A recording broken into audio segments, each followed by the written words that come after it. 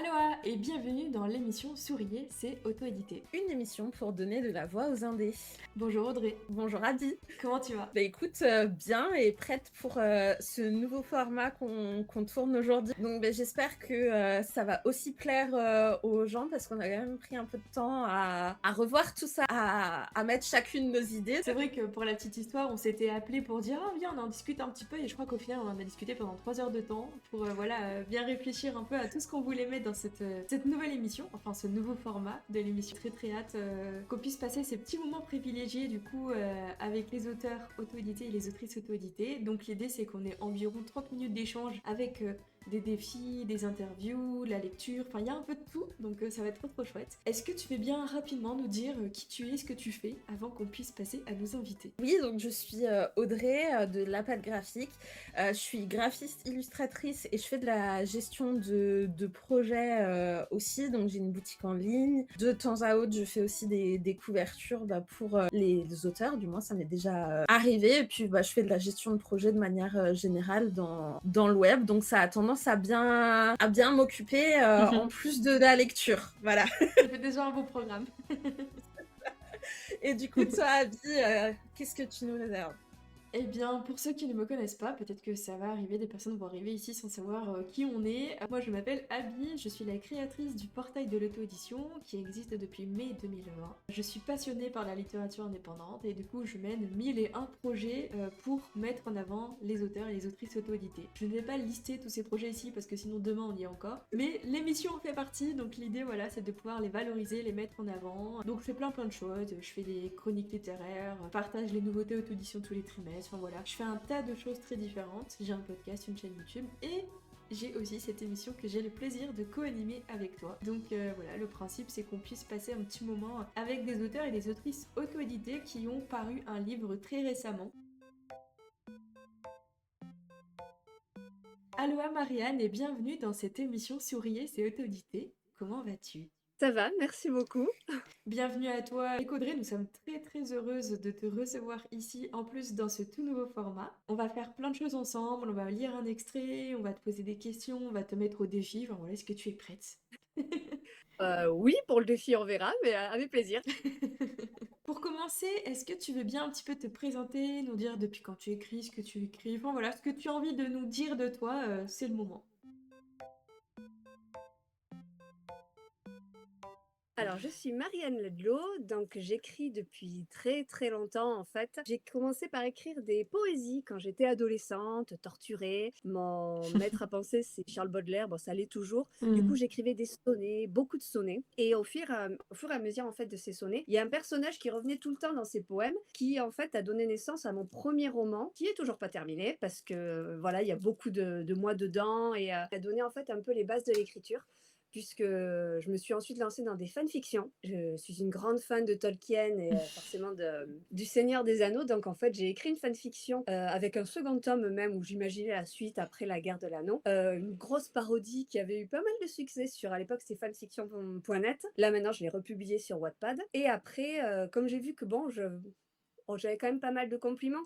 On me disait que j'avais un truc avec l'écriture, que mon rythme était bon et tout. Je me suis dit, allons-y. Et un jour, j'ai croisé un article qui m'a interpellée, qui m'a donné la base, en fait, pour ma première saga, qui s'appelle Lakota, qui est sur la mythologie amérindienne. Et j'ai commencé comme ça à écrire cette duologie. Cette saga, je l'ai proposée à des maisons d'édition voilà, pour voir un petit peu. Et c'est vrai que j'ai été prise dans une maison d'édition qui a fermé aujourd'hui. Alors, à mon grand dame, en fait, puisqu'elle a sorti mon roman et elle a fermé 2 mois après. Ça a été la douche froide, puisqu'en fait, plus personne n'aurait voulu de ce roman puisqu'il était déjà sorti en fait. Et c'est comme ça qu'en fait j'ai rencontré des personnes qui avaient été auto-éditées et le choix m'a paru judicieux. Je me suis dit, je peux pas l'envoyer ailleurs, autant m'auto-éditer. Et en fait, j'ai pris goût à cette auto-édition, choisir voilà les couvertures, choisir le synopsis, quand je voulais le sortir et tout. Donc je l'ai sorti là, c'est Calixte qui vient de sortir en auto-édition aussi. C'était vraiment un choix voilà de pouvoir en fait gérer mon roman comme je le voulais. Bon, il y a le problème de la visibilité par rapport à une maison d'édition nationale, forcément. Mais c'est vrai que oui, c'est vraiment un choix, cette auto-édition. Et voilà, Calixte est donc ma deuxième saga pour le moment. Il y en a d'autres en préparation, mais voilà, Calixte sortira là dans les 6 mois. La trilogie sera complète sous 6 mois. Ok, super. Bah, c'est déjà un super travail en vrai, tout ce que tu mènes. Et c'est vrai que l'auto-audition, c'est pas un choix par dépit, on le rappelle. C'est une sacrée aventure et du coup, tu t'es remonté les manches et tu t'es dit, allez, je me lance quoi, dans le grand bain. C'est ça. C'est un grand bain et tu t'es jeté sans brassard. Eh ben, ça tombe bien parce que du coup, dans cette émission, on est ici pour justement t'aider au niveau de la visibilité. C'est le principe même de l'émission, c'est ce qui me tient à cœur avec Audrey, c'est de pouvoir vous offrir un peu cet espace-là, de pouvoir prendre le temps de discuter avec toi, de parler de cette œuvre qui vient de sortir, etc. Donc, est-ce que tu es prête à nous en dire un petit peu plus? Est-ce que tu es prête déjà à nous lire un extrait? Parce que nous, ça nous intéresse déjà de pouvoir plonger directement dans l'œuvre avec toi.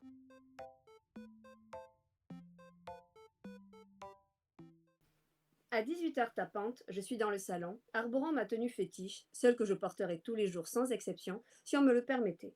D'ailleurs, au cas où ce soit le cas un jour, je l'ai en 12 exemplaires.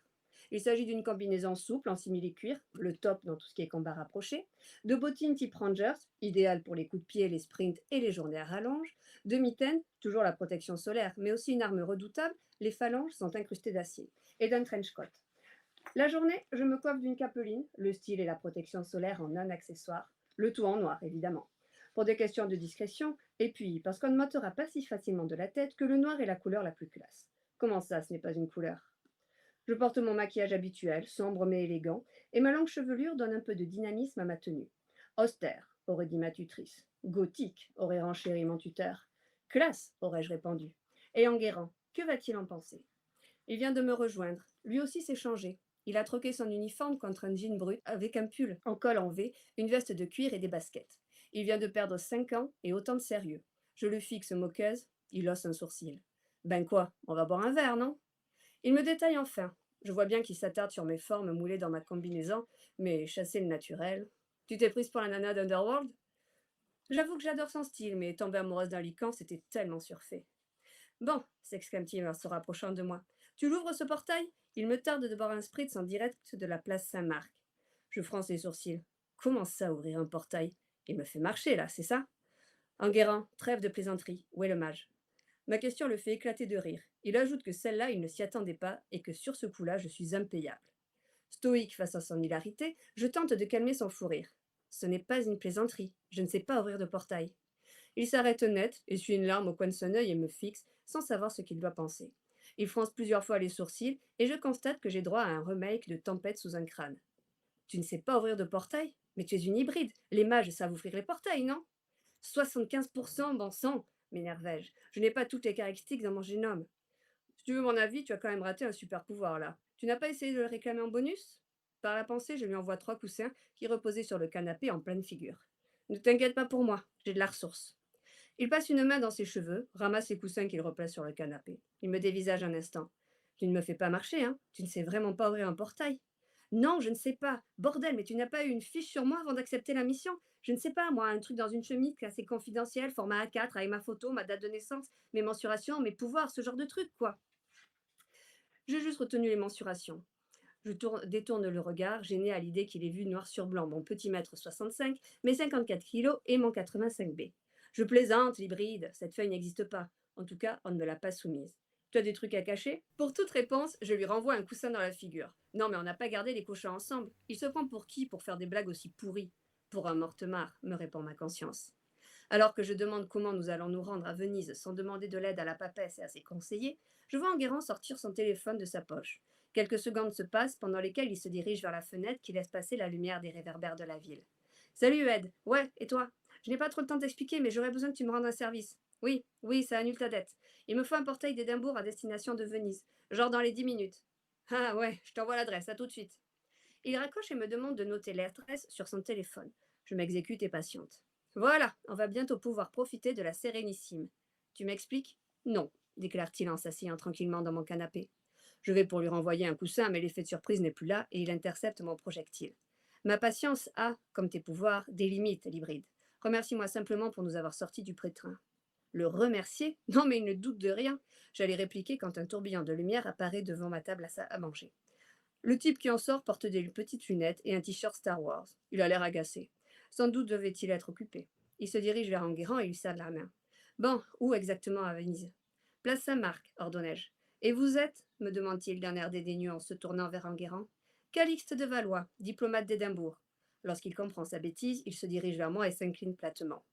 Ouvrez le portail, monsieur Mage Édouard Lewis, votre grâce. Veuillez me pardonner pour ma méprise. Enguerrand a toujours des conquêtes si particulières que Ed, ouvre le portail au lieu de raconter des conneries. Il me jette un coup d'œil avant de pousser Édouard au milieu du salon. Je soupire.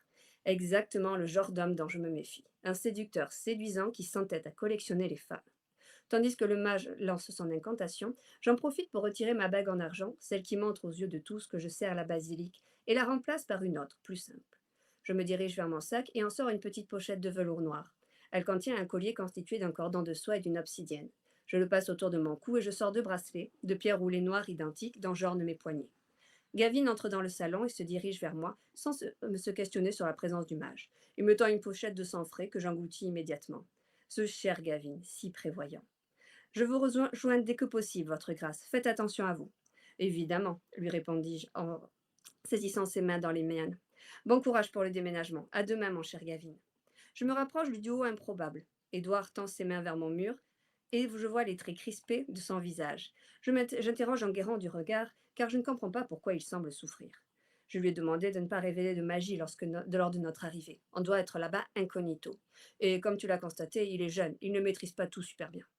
Je hoche la tête en me demandant ce qui peut lier deux hommes si opposés. Soudain, le portail s'ouvre et la pièce s'éclaire de mille feux. Édouard déclare que nul à Venise ne saura qu'un portail a été ouvert, pas même un maître mage. Merci, Édouard, vous nous rendez vraiment service, lui dis-je sincère. N'hésitez pas à séjourner à Venise, j'en suis la diplomate pour les prochaines années. Enfin, peut-être moins, le taux de mortalité là-bas et Enguerrand vient de m'écraser le pied. Gros bêta, je porte des rangers, je ne crains rien, tandis que toi, je lui rends l'appareil et il grogne. Bien fait. Il pousse son ami à l'autre bout du salon et ce dernier disparaît dans un autre portail. Enfin seul, il se permet de m'enguirlander. Depuis quand tu étales les secrets de la basilique au quidam, toi? Parce que tu penses vraiment que c'est un secret que Venise tienne tête à la basilique, toi? Tout le monde le sait. Soudain, il me saisit par le bras et me dévisage. Il me tire, me rapprochant de lui, et ses yeux verrons font des va-et-vient sur tout mon corps, de la pointe de mes rangers au sommet de ma capeline. Tout dans son attitude me dit qu'il est en proie à l'incompréhension. J'agite mon bras en lui hurlant de me lâcher. Quoi aboyai-je en me remettant ma manche correctement. Je ne comprends pas. Ton aura de nébuleuse a disparu. La toute première question que j'ai pour toi, elle est pourquoi avoir choisi cet extrait? Alors, c'est un extrait que j'aime beaucoup parce qu'en fait, la relation entre Calixte et Enguerrand, j'ai pris beaucoup de plaisir à l'écrire parce qu'en fait, ils sont chien et chat, ils se connaissent depuis longtemps. Enguerrand a toujours maltraité un peu Calixte pendant leurs études, comme elle était différente, comme c'était une hybride et que lui appartenait à la noblesse de la basilique. Et en fait, leurs échanges sont toujours savoureux parce qu'ils ne peuvent pas s'empêcher de se lancer des piques. Quand c'est pas l'un, c'est l'autre. Et du coup, c'est vrai que j'aime beaucoup écrire leur dialogue, en fait. Ou, l'extrait, c'est pas forcément le premier chapitre, donc Non. il se trouve où dans le roman? C'est le chapitre 9. Donc en fait, ça, c'est le départ pour Venise. Donc c'est là où va commencer leur vraie mission. Là pour l'instant, ils sont à Édimbourg puisque Calixte était diplomate à l'origine d'Édimbourg. Et elle a envoyé en urgence à Venise pour essayer de remettre un peu la situation en ordre. Et donc Enguerrand est arrivé quelques heures avant. Ils se sont évidemment bien enguirlandés comme il faut. Et là, en fait, ils vont donc partir incognito puisqu'ils ne sont attendus que le lendemain matin, mais ils veulent faire un peu de repérage ensemble, voilà, pour voir l'état de la ville. Un petit peu en ninja, quoi. On apprend dans cet extrait que Calixte, c'est une hybride. Est-ce que tu veux bien nous en dire un peu plus? Qu'est-ce que ça veut dire dans ces situations? Qu'est-ce que ça veut dire dans l'histoire? Est-ce que c'est une info qui est secrète ou pas? Enfin voilà, dis-nous en plus. Oui, avec plaisir. Alors, Calixte, en fait, est une hybride, effectivement. Ce n'est pas un secret, tout le monde est au courant, puisqu'en fait, le Calixte évolue dans ce que j'ai appelé le demi-monde. C'est le monde qui est inconnu des humains. Pourtant, ils vivent avec. Donc, en fait, le demi-monde, c'est tout ce qui va être fantastique, c'est-à-dire les vampires, les sirènes, les mages, les fées, les ogres, toutes ces créatures. Donc, voilà, leur monde, c'est le demi-monde, un monde voilé pour les humains. Et il est dirigé par la Basilique. C'est une société secrète qui est le gage en fait d'autorité, qui est le gage d'un certain ordre justement. Et Calixte est une diplomate, donc c'est-à-dire on lui assigne une ville, une région pour 4 ans. dans laquelle elle doit maintenir l'ordre de la basilique. Voilà, Calix va devenir les yeux de la basilique à Venise et son bras armé en fait. Et le côté hybride, c'est parce que la basilique s'est livrée à des expériences eugéniques. Elle a donc créé Calixte à partir d'un mage et d'un vampire, ce qui fait que Calixte a hérité du génome des deux. C'est la seule hybride du genre. On sait qu'il y a eu d'autres hybrides, on va dire, moins puissants. Mais voilà, le laboratoire a été fermé par le père de Calix, qui était le pape de la basilique avant que la papesse n'arrive. Et voilà, c'est l'une des dernières expériences de cet eugénisme, voilà, qui a été fermé.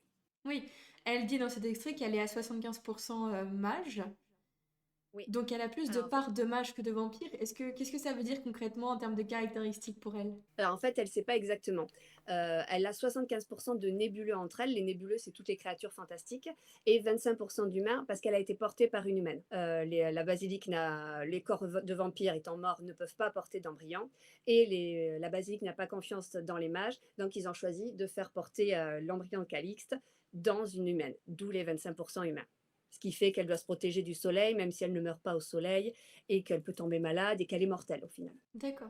Du coup, Calix s'est présentée comme une diplomate sans tact, hein, vu que c'était le titre du Oui. chapitre. Comment est venue l'idée de mettre un personnage aussi brut de décoffrage, si je puis me permettre du terme, dans un rôle qui, de base, exige de la finesse, de la diplomatie, ce qu'elle n'a pas l'air d'avoir? Du tout. Effectivement, quand on se dit Calixte diplomate, ça va pas du tout ensemble. Et en fait, Calixte est lié par une dette de sang à la basilique. Le fait justement d'avoir été conçue par la basilique, alors on lui a présenté ses parents comme des criminels, et en fait, elle doit purger leur peine à eux. Donc, elle a 75 années à donner 70 ans pardon, à donner à la basilique.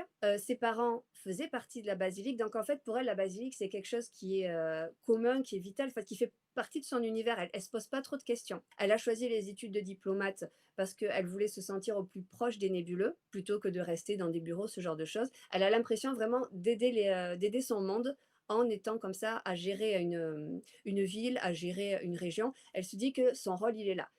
Mais effectivement, elle a des méthodes qui ne sont pas celles des autres diplomates et la papesse ne l'a pas à la bonne, on va pas se mentir. tout en douceur, quoi, finalement. Ouais, voilà. Ouais. La douceur, ça fait pas partie de Calixte. C'est quelqu'un qui est assez ambitieux, qui est assez sûr d'elle. Elle s'excuse jamais, en fait, Calixte. Chaque fois qu'elle fait un choix, il est réfléchi et elle est sûre d'elle. Et, et oui, parfois, ça dérape. Ça dérape, mais pareil, elle va pas s'excuser. Par exemple, pour remettre de l'ordre à Édimbourg, elle va tuer l'alpha des loups-garous. Bon, voilà, c'est Calixte, quoi. Tout en dentelle. Voilà. Donc l'extrême mentionne la basilique, une papesse, des conseillers. C'est une organisation avec un pouvoir religieux. Il y a aussi du pouvoir politique, forcément, en étant diplomate. Donc finalement, les deux sont présents dans un univers plutôt urban fantasy. On peut le classer comme ça? Alors, c'est de l'urban fantasy parce que j'ai situé mon intrigue à Venise et que c'est vrai que Venise est aussi un personnage au final, c'est pas juste un décor. Et c'est vrai que comme il y a cette basilique qui est très puissante, il y a forcément de la politique dedans. Oui, c'est un peu de la fantasy politique en même temps. Et au fur et à mesure de l'enquête que va mener Calixte à Venise, c'est presque aussi un peu parfois du policier. C'est vrai que j'ai mélangé un peu tous ces genres dans l'urban fantasy. En tout cas, l'extrait donne envie d'en savoir plus. Est-ce qu'on peut avoir quelques petites indications sur ce qui vient juste après cet extrait ou pas? Oui, alors après, en fait, il y a donc tous les nébuleux ont une aura qui est visible en fait, mais seulement par les nébuleux. C'est-à-dire qu'ils ont une couleur quand un nébuleux croise un autre, il sait immédiatement à quelle espèce il appartient. Les humains sont incapables de voir ces auras. Enguerrand de Mortemart, donc le dragon qui a été envoyé avec Calixte, un peu pour la surveiller, hein, ne peut pas normalement les voir. Donc quand en fait il lui parle, qu'elle lui dit je ne vois plus ton aura, elle est totalement surprise et elle va découvrir un secret sur Enguerrand, sur le pourquoi il est capable, lui, en tant qu'humain, de découvrir, de voir ses auras. Ok, on n'en dit pas plus, on garde tout le mystère. Le but, c'est de donner envie de lire, hein, c'est pas de spoiler. Chère Marianne, est-ce que tu es prête pour le défi de l'émission? Avec Audrey, on va te défier à avec un chrono de 30 secondes. Tu vas devoir nous pitcher ton roman. En 30 secondes. Je te fais un décompte de 3 secondes avant de le lancer, ok? 3, 2, 1. Alors, Calixte, diplomate sans tact, c'est l'histoire d'une jeune femme qui est hybride, à moitié mage, à moitié vampire, qui est tout sauf conventionnelle et qui va être envoyée par son employeur dans une mission suicide à Venise où on lui donne 1 an pour redresser la ville et faire en sorte que Venise ne soit plus la pomme pourrie dans le panier de la basilique, mais une cité qui soit rentrée dans le rang. Le problème, c'est qu'entre les méthodes de Calixte qui sont peu orthodoxes et les maîtres de la ville qui sont très en colère, Stop! ça ne va pas se passer. Je te laisse finir ta phrase. Vas-y. Ça ne va pas se passer comme elle s'y attendait. Eh ben franchement, bravo. Incroyable. Elle est chaud. J'avoue que cet exercice, il doit pas être évident. Et avec Audrey, quand je lui ai proposé, je lui ai dit ça pourrait donner un petit côté challenge aux auteurs et aux autrices qu'on va inviter. Je trouvais ça vraiment sympa de pouvoir, voilà. Pas préparé, j'aurais dû. Ah, on vous a mis au courant, ceci dit, hein. Quand tu me l'as dit, je me suis dit, mais pourquoi j'ai pas préparé ça? C'est spontané. Et ben honnêtement, pour 30 secondes, t'as été droit au but. C'était nickel, bravo. Pour la suite de l'émission, on va partir sur une partie qui s'appelle l'interview authentique qui pique. C'est le qui pique qui m'inquiète. L'idée, c'est que on va te poser des questions avec Audrey que tu n'as pas eu connaissance avant le jour de l'enregistrement, parce que tout ce qu'on souhaite, c'est un maximum de spontanéité. Tu es prête? Oui, ça dépend à quel point ça pique. Audrey, je te laisse commencer avec la première question. Si tu as eu un moment là où tu as failli tout abandonner dans ton parcours indépendant, c'était à quel moment? En fait, j'ai un peu abandonné à la naissance de mon deuxième enfant. J'ai lâché les réseaux, c'est-à-dire que là, je suis revenue sur Insta, ça fait quelques mois, je crois que j'ai abandonné pendant 4 ans. Parce que je voyais en fait tous ces auteurs qui écrivaient beaucoup tout le temps, elles sortaient des livres hyper régulièrement. Et moi, entre les couches, les biberons, j'y arrivais pas. Donc c'est vrai que j'ai fait une grosse pause. J'ai continué d'écrire, mais avec les enfants, le travail et tout ça, parfois j'écrivais pas pendant 6 mois en fait. Donc oui, je suis obligée. Je suis un peu obligée de faire des pauses comme ça. Mais là, c'est vrai que j'avais un peu abandonné. Et le fait d'avoir terminé le premier tome de Calixte, ça m'a remis le pied à l'étrier. Donc là, du coup, j'ai carrément fini la trilogie. Voilà, comme ça c'est fait. Là, en fait, t'as abandonné un peu par obligation familiale, ce qui est une très bonne raison, ceci dit. Est-ce qu'il y avait un moment donné où t'as songé à vraiment tout arrêter en tant qu'autrice auto-éditée ou pas du tout, ça t'est jamais venu à l'idée? Alors, et abandonner l'écriture, je pense que pour moi, c'est impossible, comme beaucoup d'auteurs, parce qu'en fait, c'est du temps que je vole en fait au quotidien. Et j'ai besoin de m'évader. J'ai besoin en fait de créer des mondes, des personnages. En fait, voilà, je sors de ma routine et je pense que j'en ai besoin en fait. J'aime beaucoup lire aussi, parce que voilà, j'ai commencé en tant que lectrice à l'origine, mais écrire, c'est vraiment en fait quelque chose qui fait partie de moi.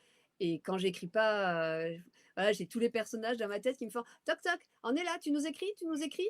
Et l'auto-édition, comme c'est vraiment un choix réfléchi, voilà, non, j'y resterai. Si ton toi du passé pouvait te voir aujourd'hui, de quoi serais-tu fière par rapport à ton aventure dans toute l'auto-édition jusque-là? Il me dirait, je pense, si mon moi du passé me voyait, il me dirait ben bravo, je pense. Puisque c'est vrai que Lakota, quand je l'ai sorti en auto-édition, c'était un fichier qui avait déjà été retravaillé en maison d'édition. Donc j'avais déjà tout qui était pré-mâché, on va dire. Là, pour Calixte, ben, j'ai tout refait, tout le découpage, toute la mise en page, toutes les couvertures, j'ai tout. Donc c'est vrai que je me dis, bon, c'est pas mal quand même. Et je pense que voilà, la moi d'il y a 5 ans dirait, ouais, t'as géré. C'est bien, il faut s'auto-congratuler aussi, c'est important. Et puis ça veut dire aussi que tu as pu voir ton évolution en fait au cours de ces dernières années. Tout à fait. Même dans l'écriture, j'ai évolué. Alors, je ne sais pas ce qu'en penseront les lectrices, mais effectivement, Lakota, c'était du young adulte. Donc, j'avais pris le parti vraiment d'écrire pour des ados. Bon, il y a beaucoup d'adultes qui l'ont lu, peut-être moins d'ados, mais c'est vrai que voilà, j'avais une écriture plus jeune en fait. Calixte, c'est assez sombre, il y a beaucoup de noirceur en fait, donc c'est pas du tout la même plume non plus. Et en fait, au final, je pense que je me suis un peu bridée pour Lakota comme c'était du young adulte. Bon, Calixte, j'en vois tout quoi. Tant qu'à faire. Et dans ton parcours indé, est-ce que il y a des tâches ou des choses qui te font peur? C'est surtout les réseaux. Ça, c'est vraiment quelque chose qui m'angoisse un peu parce que je n'aime pas me montrer, je ne sais pas me vendre, j voilà, c'est quelque chose en fait et pourtant c'est essentiel. Je veux dire, en auto-édition, si on ne parle pas de nous, ben on n'existe pas. Je veux dire, c'est rare qu'on tombe sur un roman comme ça, alors qu'il en sort 10 000 par mois. Donc c'est vrai que ça, c'est quelque chose qui alors j'y travaille, hein, dessus, mais c'est vrai que c'est quelque chose d'assez angoissant, de Hmm. poster, de me dire: «Est-ce que ça va marcher, pas marcher? Est-ce que les gens vont réagir?» Hmm. Voilà, ça c'est, la partie que j'aime le moins. Qu'est-ce que tu souhaites transmettre à travers ton œuvre autodidacte Calixte? Vaste question. N'est-ce pas? Question qui pique un peu. Alors, ah oui, ça le pique. Qu'est-ce que je souhaite transmettre? Je pense qu'en fait, c'est Calixte qui transmet, énormément de choses puisque c'est une héroïne qui est sûre d'elle. Elle ne doute jamais. C'est quelqu'un qui a beaucoup de répondants et je pense que parfois dans la vie, on s'est tous dit: «Oh, mais j'aurais dû dire ça à tel moment», quand on repense à une conversation et je pense que pour ça, elle est assez inspirante en fait, ce côté vraiment audacieux, ce côté alors elle est parfois un peu hautaine, du coup, forcément, il faut bien qu'elle ait des travers, mais elle n'a peur de rien, elle se jette dans le tas, elle a et je pense que ça peut être inspirant quand voilà, dans la vie de tous les jours, c'est pas toujours possible ou on n'ose pas et c'est vrai que des héroïnes comme ça, moi j'aime beaucoup parce que bon, on se dit: «Mais oui, il faut y aller, il faut le faire. Là, j'ai dit non, quoi». Chose que je suis moi personnellement incapable de faire. Tout pareil. Qu'est-ce qui est le plus dur pour toi dans le parcours auto-édité? Ça peut être, la compta, la correction, je sais pas, qu'est-ce qu'il y a en dehors des réseaux sociaux, du coup, qu'est-ce qui est le plus dur, à faire? Le plus dur, c'est oui, la correction peut-être. Parce que moi, dans ma tête, tout est clair et parfois je me dis: «Est-ce que pour les autres, c'est aussi clair, en fait?» Après bon, pour la correction, au niveau tout ce qui est grammatical et tout, bon, je suis prof de français, donc normalement ça va à peu près. Mais non, vraiment la logique de l'intrigue, ce qui est logique pour moi, est-ce qu'en fait ça apparaît logique pour les autres? Est-ce que voilà, par exemple, l'histoire d'amour qu'il va y avoir, est-ce qu'elle est crédible? Est-ce que c'est pas trop rapide, trop lent, trop, voilà, c'est vraiment, est-ce que mon univers, vraiment, en fait, il parle à tout le monde dans le sens où, on comprend ce que je là où je veux en venir? Mais du coup, tu as un correcteur, correctrice, qui t'aide dans cette direction? Non, en fait, pour Calix, le tome 1, j'ai terminé l'écriture à un moment, en fait, où j'avais besoin que ça bouge. J'avais besoin, en fait, de changement, donc je me suis dit: «Voilà, maintenant tu le publies». Hmm. Donc c'est vrai qu'après Calix, comme j'ai mis du temps à l'écrire, j'ai laissé beaucoup de pauses entre les réécritures. Parfois, j'ai pas touché parfois pendant 6 mois et Mhm. en fait, ce temps qui s'est écoulé, ce temps qui s'est posé, ça m'a permis de revoir l'œuvre sous un autre œil, juste que j'avais oublié forcément des choses que j'avais donc en fait, c'est vrai que je l'ai sorti un peu en me disant: «Allez, là, c'est maintenant, il faut le sortir maintenant». Donc j'ai pas envoyé à des bêtas, j'ai pas envoyé à des correctrices, parce que j'étais un peu dans l'urgence, en fait. J'avais besoin que ça y est, Calixte, voilà, pour pouvoir écrire les autres qui m'attendent notamment. Pouvoir répondre à l'appel de l'écriture. C'est ça. On va terminer avec une question qui va peut-être picoter un petit peu. Malgré tout ton Mmh. parcours, quel doute te saisit encore aujourd'hui? Est-ce que je suis légitime? Voilà, qui suis-je moi pour, vouloir écrire et vouloir faire rêver les gens? Après tout, il y a des millions d'auteurs, des qui sont géniaux et Hmm. voilà, qui suis moi, Marianne Ladlot, pour vouloir embarquer les gens dans une Venise, avec une héroïne, sans tact? Ouais, c'est vraiment, voilà, ce côté légitime. C'est difficile, hein, parce que du coup, t'as pas d'institut au-dessus de toi où t'as rien qui vient te dire ok, t'es légitime comme tous les autres auteurs auto-édités qui sont déjà sur le marché, etc. Faut que tu rentres dans ce marché et que tu fasses ta petite place. Donc c'est vrai que c'est une question qui doit être tout le temps là, sous-jacente en fait, quelque part, quoi. Exactement. Alors j'ai déjà eu beaucoup de retours pour Calix et qui sont, vraiment bons. Je dirais, on est venu m'écrire, avec plein d'émotions, me dire: «Mais pourquoi?» et tout. Donc je me dis que bon, j'ai réussi mon pari, mais c'est vrai que oui, c'est toujours le petit doute, on se dit: «Mais voilà, qui suis-je?» Est-ce que c'est une question qui va vraiment un jour trouver réponse? Je ne sais pas, je te le souhaite sincèrement, mais je me dis aussi qu'en même temps, c'est une question qui permet peut-être de garder un peu les pieds sur terre. Oui. Oui, je pense que si j'avais trop de certitudes, beh, j'écrirais pas de la même façon. Hmm. Tout à fait, tout à fait. Eh ben, l'interview authentique qui pique, tu t'en es très bien sorti finalement. Merci. Ouais, ça pique gentiment en fait. En fait, c'est des questions qu'on essaye de penser qui viennent un peu travailler un peu les émotions, tu vois. On part sur les Ouais. réussites, sur les échecs, sur les doutes, etc. On trouve ça intéressant un peu de questionner ben, l'auteur sur le côté un peu émotionnel en fait, parce que c'est pas juste quelqu'un qui écrit, c'est quelqu'un qui écrit avec ses émotions. Pour la fin de l'émission, on a une toute dernière question à te poser, je laisse Audrey te la poser. Si tu devais donner une raison de sourire à un autre auteur indépendant qui doute, ça serait lequel?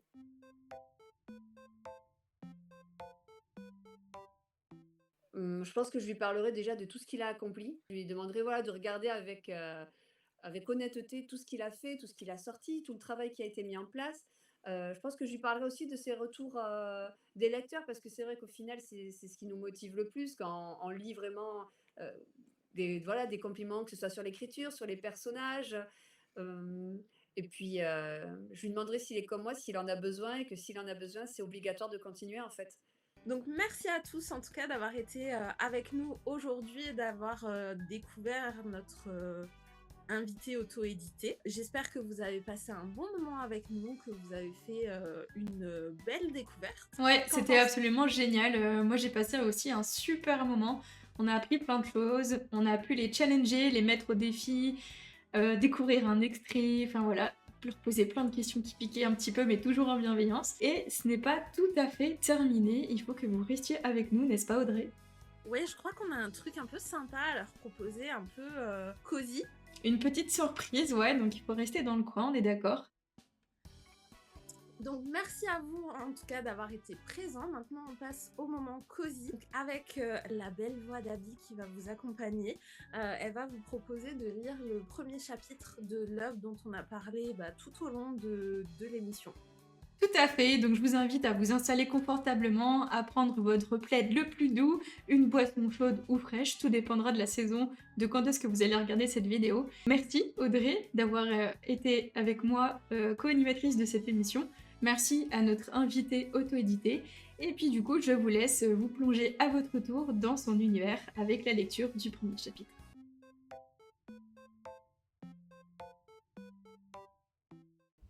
Calix, diplomate sans tact, chapitre 1. Venise, répétai-je. Oui, Venise, la sérénissime, s'impatiente l'homme en noir devant moi. Venise, radotai-je comme si le fait de l'énoncer à voix haute allait éloigner le cauchemar qui vient de me tomber dessus. Oui, Venise, bon sang, Calixte, es-tu devenu sourde ou quoi? L'homme qui vient de me hurler dessus, et qui fait maintenant les 100 pas dans mon bureau en tapant le sol de sa canne en argent, est le duc Émeric de Valois, mon tuteur et mon père adoptif.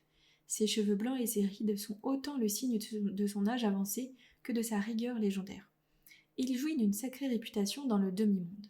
Fin stratège, bretteur hors pair, homme de lettres polyglotte, il a longtemps été le pape, le numéro 1 dans la basilique.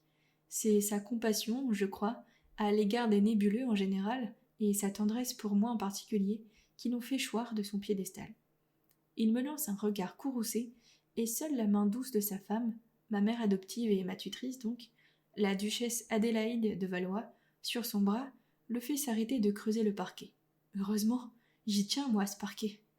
Surtout qu'il est tout neuf. Il n'a pas 6 mois. J'ai complètement refait la décoration de ce bureau en arrivant à Édimbourg. Je croise le regard de ma tutrice, aussi noir que celui de son mari. Je déglutis. Il n'a rien à faire. Chaque fois qu'ils sont en colère, j'ai à nouveau 10 ans, alors que j'en ai bientôt le triple. Calixte, cesse tes enfantillages, me somme-t-elle en s'asseyant délicatement sur le sofa bronze près de la fenêtre. Je hausse un sourcil. Enfantillage, elle est bien bonne celle-là. Je me disais bien que c'était étrange qu'ils viennent me rendre visite ici, qu'ils quittent leur manoir adoré, alors que ce n'est ni mon anniversaire, ni Noël. Le thé que j'ai demandé arrive enfin. Gavin, mon majordome, sert 3 tasses comme si l'ambiance électrique n'avait pas la moindre emprise sur son professionnalisme. C'est exactement pour cela qu'il m'est nécessaire. Personne d'autre que lui n'est aussi parfait pour ce boulot.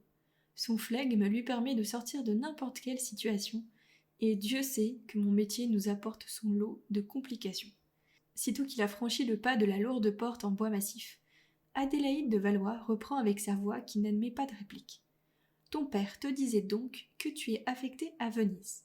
Tu pars dans 2 jours. Je la regarde, hébétée, tremper ses lèvres carmin dans le thé noir. Non, mais je n'ai même pas encore donné mon accord. Je n'ai pas envie de partir pour Venise, moi. Je suis très bien à Édimbourg. Je connais ton regard, Calixte. murmure mon père en se plaçant en face de moi. Mais tu n'as pas le choix. Je soupire et détourne le regard. Et si justement je décidais d'avoir le choix, après tout? Je vais refuser la mission. Je ne partirai pas à Venise. Le duc de Valois se crispe et sa femme lève les yeux au ciel. Elle repose sa tasse avec fracas, ce qui montre bien la fureur qui la consume. Malgré son tailleur de luxe, ses escarpins à talons, ses bijoux hors de prix et son parfum féminin, elle ne peut jamais cacher son passé bien longtemps. Avant d'être à la retraite, elle était la meilleure des exécutrices, capable de traquer sans relâche les nébuleux en fuite, et jamais elle ne perdait sa proie. C'est simple, j'ai appris récemment que son surnom de l'époque était Adélaïde la Rouge. Si vous n'avez pas compris qui était le personnage avec un nom pareil. Tu n'as pas le choix, Calixte, tu iras à Venise. Je choisis de ne pas y aller. Ma tutrice se rapproche de moi. Ses escarpins claquent sur mon pauvre parquet. Décidément, ils lui auront tout fait. Je suis adossée à ma bibliothèque et j'ai les bras croisés, histoire de bien montrer que je ne suis pas d'accord. Je refuse de la regarder car je sais qu'à ce moment-là, elle n'est que bonté. Et je ne veux pas faiblir. Sa main, pourtant, vient trouver ma joue et elle guide mon visage dans sa direction. Calix, ma toute petite, comment peux-tu oublier si facilement que tu n'as pas ce luxe? Tu n'es pas libre de choisir. Tu ne peux qu'obéir, je sais. Je dégage sa main plus violemment que je l'aurais souhaité et je prends la place de mon tuteur au milieu du bureau. Je me mets à faire les 100 pas, à mon tour, tout en vociférant. Ce n'est pas une vie, j'en ai assez d'obéir à ces bureaucrates avinés et sans savoir. Ils pensent pouvoir tout régler par des décrets et des lois stupides. Comment peuvent-ils seulement régir le demi-monde alors qu'ils n'en font pas partie? La basilique a tellement changé ces dernières années, elle n'est plus ce qu'elle était. J'ai l'impression qu'elle a perdu de sa grandeur. Il n'y a que l'argent qui compte. Si je m'écoutais, j'irais leur dire, moi, ce que j'en pense de leur foutue mission. Tiens, j'irai voir le Mortemart en personne. Et là, je lui dirai, à la Mortemart cauchemar. Je vous écoute. Que me diriez-vous ?